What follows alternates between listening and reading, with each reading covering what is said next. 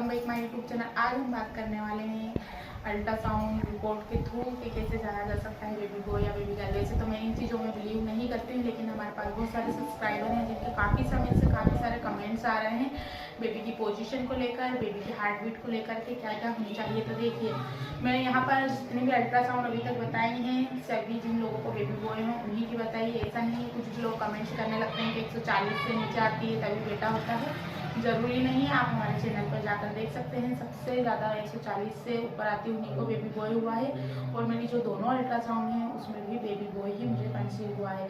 तो आज हम यहाँ पर गर्भ में बेबी बॉय के सिम्टम्स की बात करेंगे। तो मैं अपने पहले बेबी बॉय यानी कि पहले लड़के के सिम्टम्स की बात करूँगी।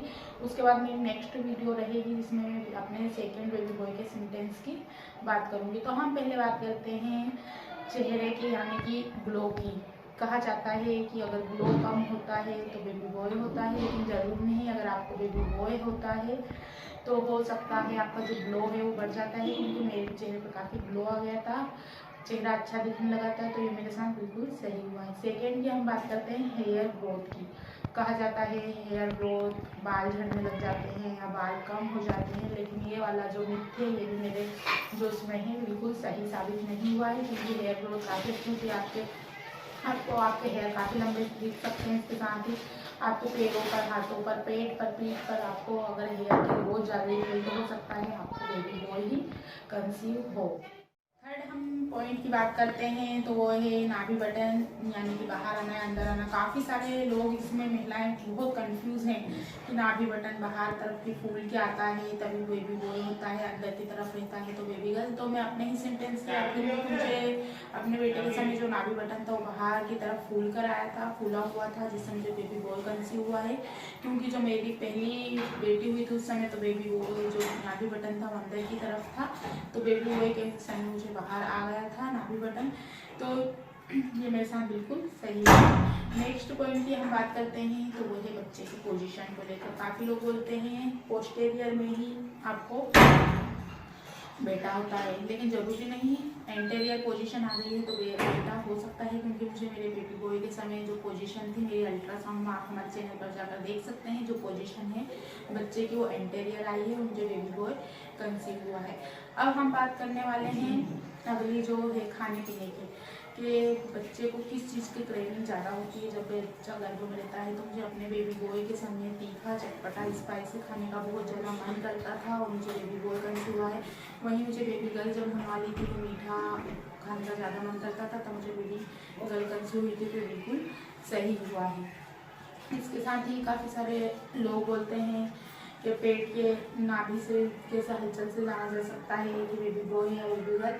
तो देखिए, इसमें भी कोई कहा नहीं जा सकता, आपको मूवमेंट कभी भी कहीं भी फील हो सकती है। टमी काफ़ी छोटा रहता है तो बच्चा जो चारों तरफ घूमता है तो आपको राइट साइड हो सकती है, लेफ्ट साइड होती है।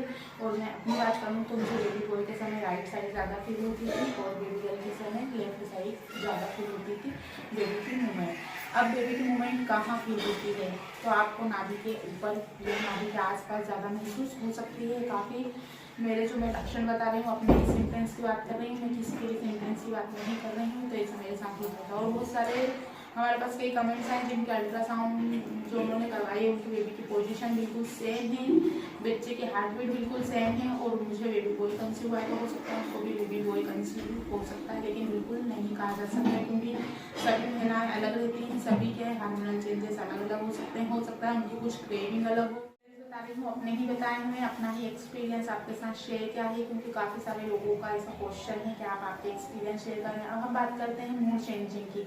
बहुत सारी महिलाओं में जैसे देखा जाता है प्रेगनेंसी के समय हार्मोनल चेंज होते हैं तो उनको कुछ ऐसी चीज़ें होती हैं जैसे बच्चे की मूवमेंट या बच्चे का कुछ जैसे पेट में दुखना या कुछ उनको ऐसा चक्कर आना, उल्टा होना, तो उस वजह से महिलाएं काफ़ी डिस्टर्ब रहती हैं, चिड़चिड़ी होने लगती हैं और उनका गुस्सा होना स्वाभाविक है।